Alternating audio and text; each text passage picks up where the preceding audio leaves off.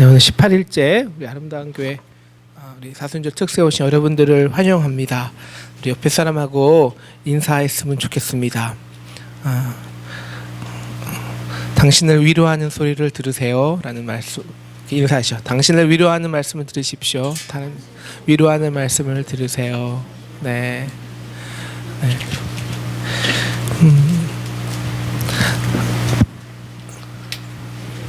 네, 드디어 우리가 1장부터 39장 그러니까 우리 지금 바람이 부는 건가요? 네, 오늘 여러 가지 소리들이 나오는데 바람의 소리인가요? 무슨 소리죠? 노래 소리예요? 네.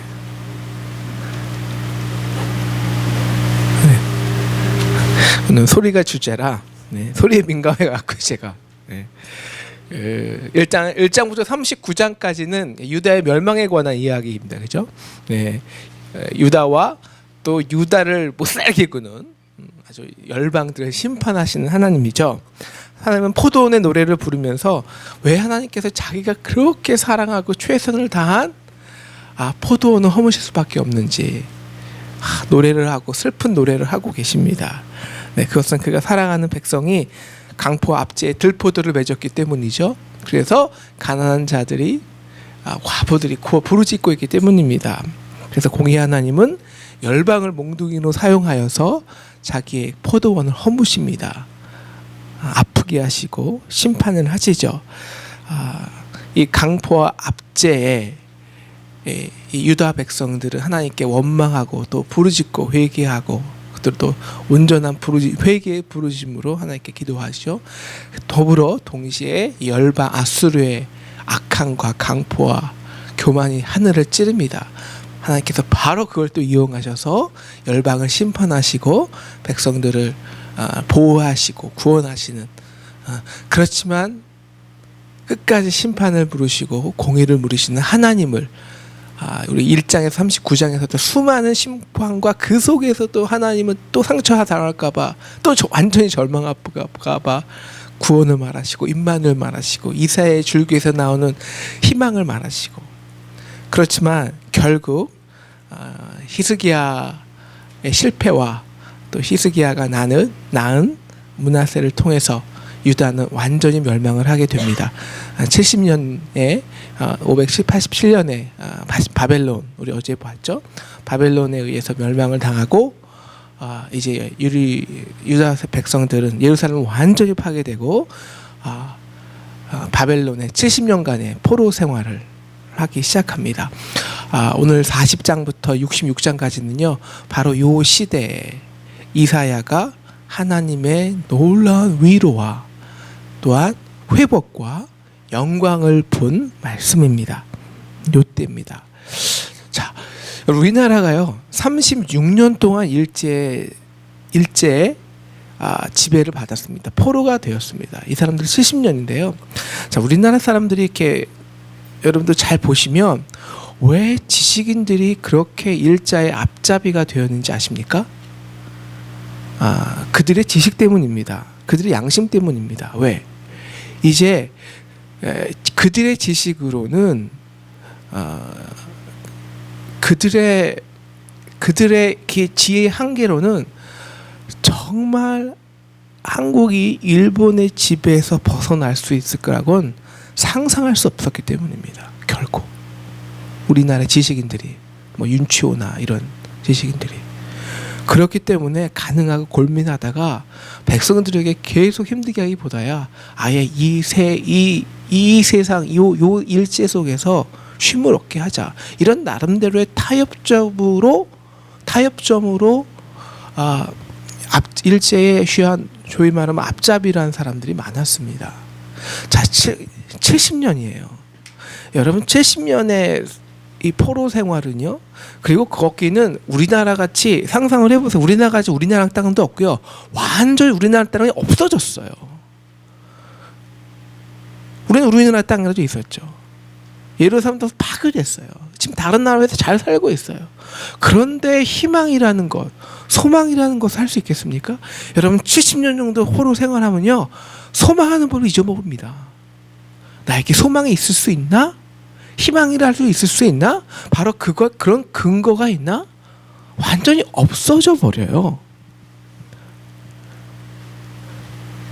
절망이 절망인지도 모릅니다. 사실 이때 이 정도 되면 바로 그때까지 가시고 나서 하나님은 이제 40장 1절에서 새로운 이사야를 쓰기 시작합니다. 오늘부터 완전히 새로운, 얼마나 새롭냐면요. 그래서 많은 신학자들이 이 39장과 40장부터 39장하고 40장부터는 다른 이사야가 썼을 것이다, 후대가 썼을 것이다라고 많이 생각을 해요. 근데 요즘 요 구약의 학문이 이사야 공부하시는 정통 학문 학자들이, 심지어 자유신학자들도 새롭게 아니다, 이게 같은 사람이 쓴 거다라고 다시 이제 선회하는 분위기입니다. 한 저자라고. 워낙 다르니까 분위기도 그렇고. 오늘 1장은요, 우리 1장 봤잖아요. 심판을 말하죠. 2장 하나님이 이제는 됐다 하시면서 하나님께서 하는 말씀이 내 백성을 위로해라고 말씀하시는 겁니다. 예, 내 백성을 위로해. 누구한테 말하냐면요, 이 땅의 모든 소리들을 불러 모셔갖고요 명령하시는 겁니다. 야, 너 내 백성을 위로해. 위로할 때 그냥 위로하지 말고, 자 2절 보면요, 예루살렘과 그 유다 백성의 마음에 닿도록, 쉽게 말하면 너 그들의 마음에 꽂히도록, 그래서 그들의 지금 그 메마른 심정에서 움직이지 않고 뭐 요동치지 않는, 완전히 죽어 없어지는 그 시드는 그 마음이 그 하나님의 소리에 닿고, 소리에 닿아서 회복되고, 마음이 동요되고 감동되고 깊이 터치되도록까지 모든 소리여 가서 외치라 하는 겁니다. 첫 번째 주자가 3절에 보면요, 외치는 자의 소리입니다. 네. 왜? 그들의 노역의 시대는 끝났다. 그들은 이미 죄값을 치렀다. 우리 신약으로는 2배가 치러졌어. 이미 하나님의 아들이 그들에게 와서 임만을 해서 2배의 노역과 죄값을 치러졌기 때문이다 라고 말씀하십니다. 자, 3절 맨 처음 주자죠. 맨 처음 주자는요, 외치는 자의 소리입니다. 자, 그 광야에서 외치죠. 이제 이것이 이제 나중에 우리가 요한의 요한이 되지 않습니까? 외칩니다. 사막에서, 너희는 광야에서 여호와의 길을 예비하고 사막에서 우리 하나님의 대로를 평탄케 하라. 왜 이것이 위로일까요? 왜 이것이 위로일까요? 우리가 사는 곳은 사막입니다. 광야입니다. 그들이 사는 곳은요, 그죠? 우리가 이미 그 광야에서 시온의 대로를 내시는 우리 예수님을 우리가 배웠습니다. 광야의 사막의 그 바벨론의 70년 동안의 바벨론의 생활 속에서 그들은 상상도 못하는 겁니다. 아니, 사막 가운데, 광야 가운데 하나님 오실 수 있어? 근데 그냥 사막도 아니고요, 그 사막의 대지는요, 마치 그 그랜드 캐니언 같이 수많은 골짜기가 있어요. 죽음의 골짜기. 지금 자신들은 저 완전히 죽음의 골짜기에 내려가 있는 겁니다. 근데 하나님이 이 죽음의 골짜기까지 대로를, 세상에 골짜기에 대로를 놔요? 못 나거든요. 골짜기에 있으면요, 반드시 높은 산이 있습니다. 높은 산. 하나님이 저 높은 산을 깎으시고 대로를 펴서 우리에게 오실 수 있다고? 저 바벨론의 저 높은 교만과 강포와 그 능력을 꺾고? 안 돼. 다시 외치는 거예요. 아니, 하나님께서 저 낮은 죽은 것 같은 너희들을 높이시고 높게 하시고 저 강포한 바벨론을 낮게 깎으셔서 평탄하게 하시겠다는 겁니다. 다시 말하면 공의를 이루겠다는 겁니다. 넓은 공의, 너에게 찾아오시겠다는 겁니다. 그래서 모든 육체가 그 하나님의 영광을 볼 것이라는 겁니다. 그럴 때 사람들이 모든 육체, 그러면은 그 하나님 오시면 이 모든 육체는 사라지는 거 아니에요? 하나님이 심판하시는 불로 그 육체를 다 쓸어버리시는 거 아니에요? 부를 때 두 번째 소리의 주제가 나오죠. 이건 말하는 소리입니다. 말하는 소리. 자, 6절이죠. 6절 말하는 자의 소리가 외쳐서 이렇게 말합니다.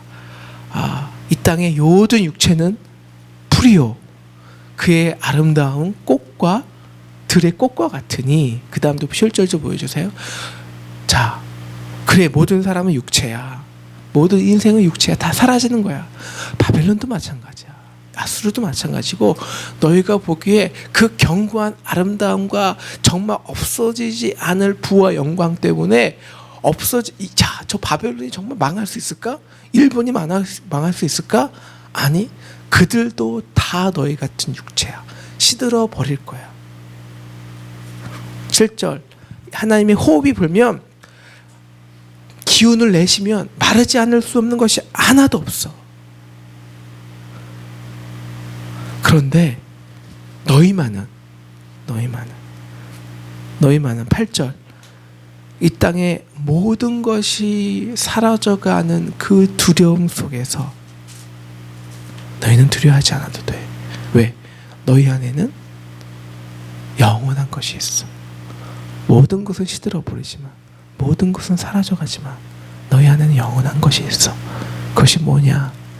너희 안에, 너희 속에 말씀하신 하나님의 말씀이야. 임마누엘의 말씀, 이새의 줄기에서 평의 왕이 오신다는 그 말씀. 하나님이 말씀하시고 너 안에 집어넣으셨어. 그 속에서 성취하시는 하나님, 그것만큼은 변하지 않는다. 이게 말하는 자의 위로예요.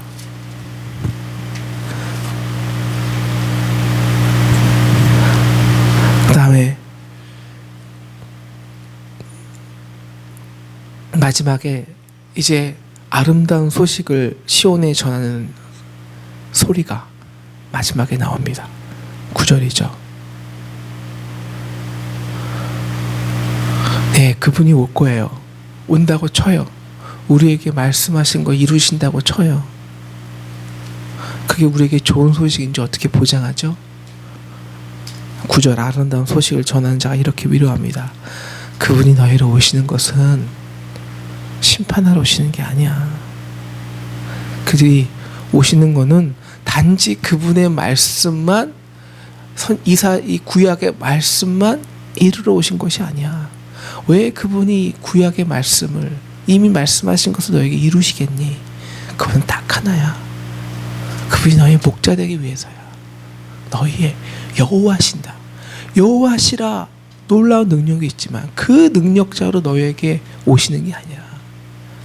너의 아버지 되기 위해서, 너의 목자 되기 위해서, 바로 너를 위해서, 너의 양을 위해서,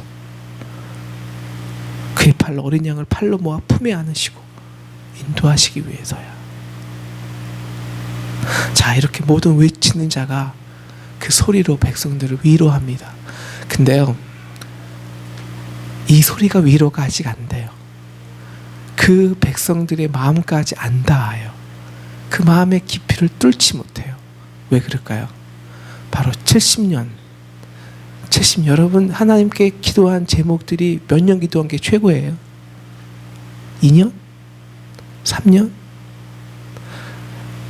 10년 정도 기도하면요, 우리는 동시에 기도하지만 하나님과 우리의 담이 생겨요.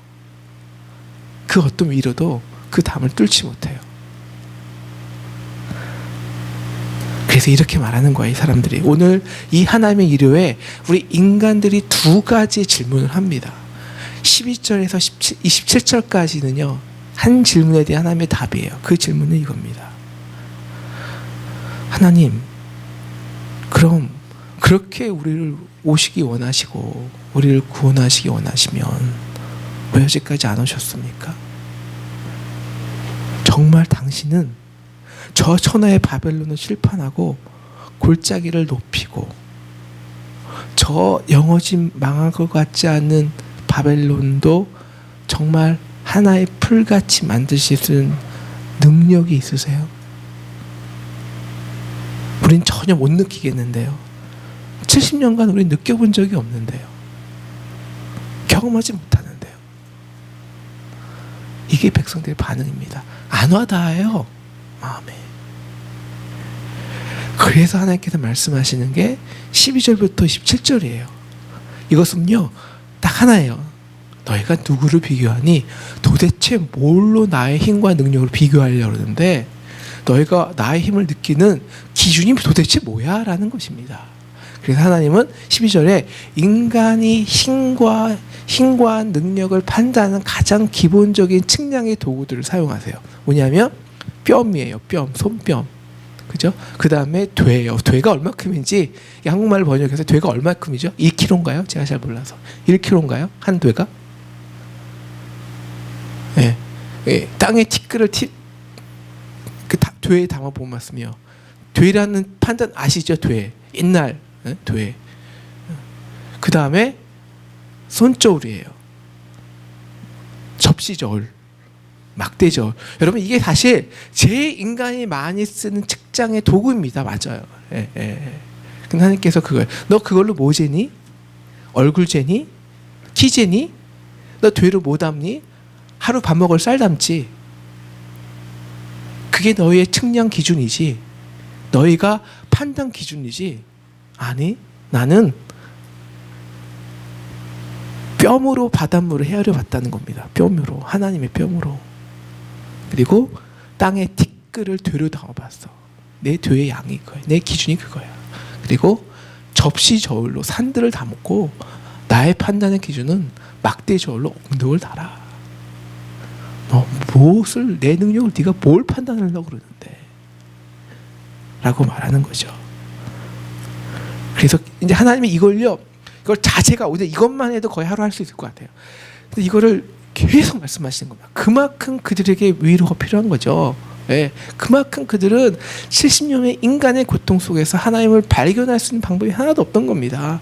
15절에 이렇게 말해요. 야, 그러면은 15절 몇 개 예반 드는 겁니다. 그러면은 네가 이 열방과 세상에서 네가 가장 크다고 생각하는 거, 가장 그 놀랍다고 생각하는 거, 이거 15, 16, 17 계속 그 얘기인데 그 다 불러와봐. 다 불러와봐. 다 이 땅의 최고의 자랑 것이 다 놓아도 하나님의 앞에서는 비교 대상도 되지 않고 이야기거리 되지 않는다는 겁니다. 네, 16절 계속 보여주시고요. 그럼에도 불구하고 세상 사람들은요 계속 이게 이제 16절도 그런 말이고요. 17절도 보여주세요. 네, 17절. 그 열방도 아주 아무것도 없는 빈 것뿐이 될 수 없다는 것이고요. 그래서 사람들은요 계속 19절까지 넘겨주세요. 자신의 경험 밖에 계시는 하나님의 존재를 계속 자신의 경험 안에 자기가 측량할 수 있고 판단할 수 있는 자신의 경험 안에서 그 하나님이 만들어 놓은 피조물과 계속 비교합니다. 계속 유사성을 찾아요. 그래서 그에서 하나님의 힘과 도움을 찾으려는 죄를 반복합니다. 이게 우상을 만드는 거예요. 대표적으로. 그래서 18, 19절과 20절에서 장인이 부어 장색 금을 입히고 나무를 택하고 공경한 장인이 우상을 만들어서 흔들리지 않도록 너희가 세웁니다. 왜? 우리가 보이는, 내 눈에 측량할 수 있는 보이는 인간의 기준 다 피조물이거든요. 그걸 의지하는 거거든요. 그래서 우상의 존재, 사람의 능력에 보여서 좌우되는 내 기준으로 움직일 수 있는 우상을 만들어 버리는 겁니다. 왜? 하나님의 기준은, 하나님의 능력은 너무너무 높기 때문에 인간은 측량이 안 돼요. 그러니까 측량이 안 되니까 의지가 안 되는 거예요. 아이러니하게. 이해가 되시죠? 네.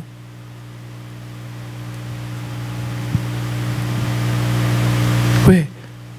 항상 인간은 내가 보는 기준, 내가 보이는 방식, 내가 원하는 방법, 또 내가 원하는 때에 움직여줘야 그게 진짜 도움이거든요. 그래서 우상을 섬기죠. 우상을 만들죠. 그러므로 오늘 말씀은 이런 말씀입니다. 이 피조물에 불과한 물질 세계를 마치 그 존재의 창조주처럼 모시는 행위,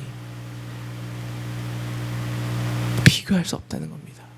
넌 어떻게 피조물과 조물주를 비교하니? 그리고 23절 말하죠. 23절 3절 그리고 세상의 사람들이 의지하는 것은요 인간입니다. 귀한 인간들, 능력 있는 인간들, 히로들, 히로인들, 지혜자들. 24절에서 말하시죠. 그들은 겨우 심겼어. 그들은 겨우 뿌렸고 줄기가 땅에 겨우 박자마자 하나님의 휘오비 바람에 불러가면 초계같이 없어지는 사람들이야.